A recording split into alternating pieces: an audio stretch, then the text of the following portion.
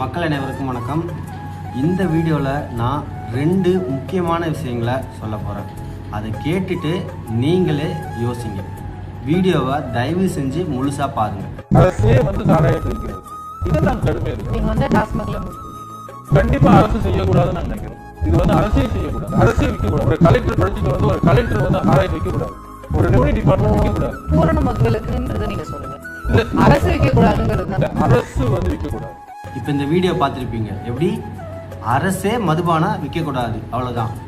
இப்போது இந்த வீடியோவில் பேசின இந்த நபர் தான் போன ஆட்சியில் அவங்க கட்சியில் இருக்கும் பொழுது ட்ரை பண்ண ஒரு விஷயந்தான் இப்போ இவங்க ஆட்சிக்கு வந்ததும் நடத்த போகிறாங்க. அது என்னென்னா, மதுபான கடைகளை மூடுறேன்னு சொன்னாங்கல்ல, அப்படி மூடவும் கூட செய்வாங்க. ஆனால் அதை எப்படி அரசே நடத்தக்கூடாது, ப்ரைவேட் பார் வச்சு நடத்தலாம்.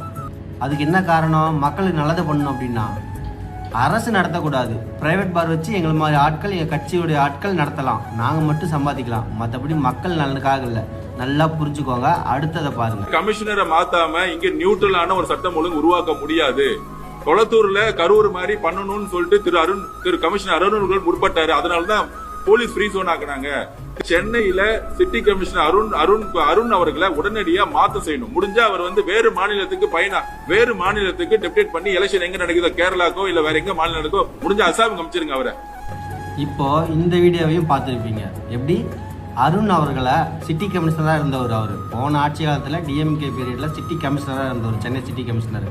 அவரை எங்கேயாச்சும் மாற்றிட்டுருணும், தமிழ்நாடு கேரளா முடிஞ்ச அசாமுக்கே மாற்றிருங்க அப்படின்னு யார் சொன்னது? ஆதவ அர்ஜுனா அவர்கள். அவர் எந்த கட்சியில் இருக்காரு? டிவிக்கு. அந்த கட்சி தான் இப்போ ஆட்சியில் இருக்குது.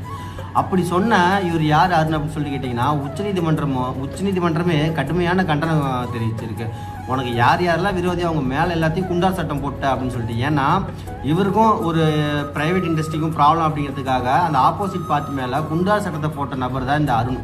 அப்படிப்பட்ட கண்டனம் எல்லாம் கோர்ட்டே தெரிவிச்சிருக்காங்க. அந்த நபர் இப்போது லஞ்ச ஒழிப்புத்துறை இயக்குனர் ஆதவ அர்ஜுனா எந்த நபரை தூக்கி மாற்றிருங்க கேரளா அசாம்னு சொன்னாரோ அவர் தான் இப்போ நம்ம தமிழ்நாட்டுடைய லஞ்ச ஒழிப்புத்துறை இயக்குனர். அதை நியமித்தது யார்? டிவிக்கு. அதுக்கு ரெக்வஸ்ட் பண்ணது யார்? ஆதவ அர்ஜுனா. முன்னாடி ஒரு கட்சியில் இருந்தார்ல, அவங்க கட்சி மூலியமாக ரெக்வஸ்ட் வந்திருக்கு. உடனே ஆதவ அர்ஜுனா சொல்லியிருக்காரு, அதுக்கு ஏங்க நானே அவரை பற்றி பயங்கரமாக விமர்சிச்சிருக்கேன், அது எப்படிங்க பண்ண முடியும் அப்படின்னு கேட்டதுக்கு மக்கள் எல்லாம் என்ன அவ்வளோ புத்திசாலித்தனமாக இருக்கிறாங்க, என்னையா நம்மளாம் அரசியல் பண்ணிகிட்டு இருக்கோம், பண்ண விடுங்க அப்படின்னு சொன்னோடனே லஞ்ச ஒழிப்புத்துறை இயக்குனரை அவரே மாற்றிட்டாங்க. நம்மளும் அதை ஏற்றுக்கிட்டோம். இதுதான் இப்போ நடந்துகிட்ருக்க ஆட்சி. சிந்திப்போம், வருந்துவோம், மாறுவோம். மீண்டும் சந்திப்போம்.